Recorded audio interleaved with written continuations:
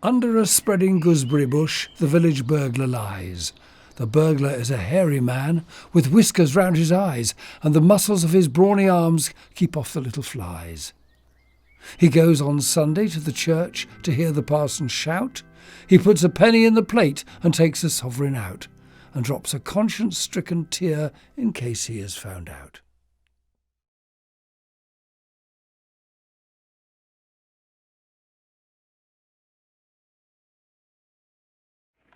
A wretched man walked up and down to buy his dinner in the town.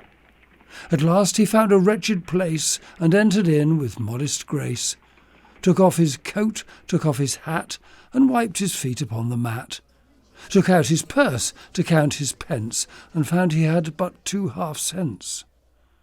The bill of fare he scanned it through to see what 2 half-cents would do. The only item of them all for 2 half-cents was 1 fish-ball. So to the waiter he did call, and gently whispered, 1 fish-ball. The waiter bellowed down the hall, "This gentleman here wants 1 fish-ball." The diners looked both one and all to see who wanted 1 fish-ball. The wretched man, all ill at ease, said, "A little bread, sir, if you please." The waiter bellowed down the hall, "We don't serve bread with 1 fish-ball." The wretched man, he felt so small, he quickly left the dining hall. The wretched man, he went outside and shot himself until he died. This is the moral of it all. Don't ask for bread with 1 fish-ball.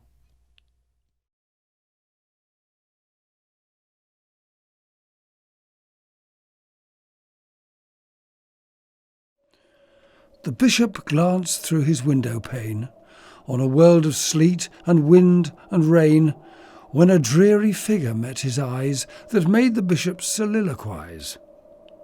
And as the bishop gloomily thought, he ordered pen and ink to be brought. Then, "Providence watches," he plainly wrote, and pinned the remark to a 10-bob note. Seizing his hat from his lordly rack and wrapping his cloak around his back, across the road the bishop ran and gave the note to the shabby man. That afternoon was the bishop's at home, when everyone gathered beneath his dome. Curate and canon from far and near came to partake of the bishop's cheer. There in the good old bishop's hall stood a stranger, lean and tall. "Your winnings, my lord," he cried, "well done! Providence watches at 10 to 1. It is to be noted, on Sunday next, the bishop skilfully chose his text, and from the pulpit earnestly told of the fertile seed that returned tenfold.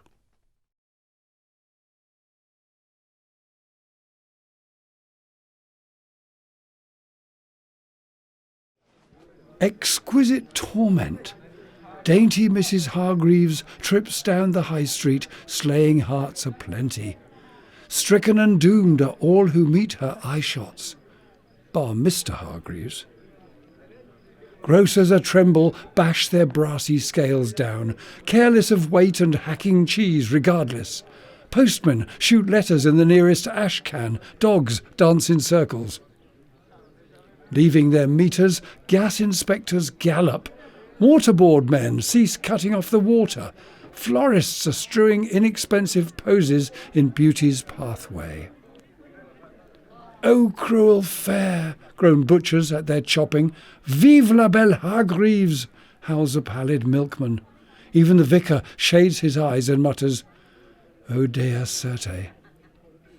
Back to Balmoral trips the goddess lightly. Night comes at length, and Mr. Hargreaves with it, casting his bowler glumly on the sideboard. "Give me my dinner."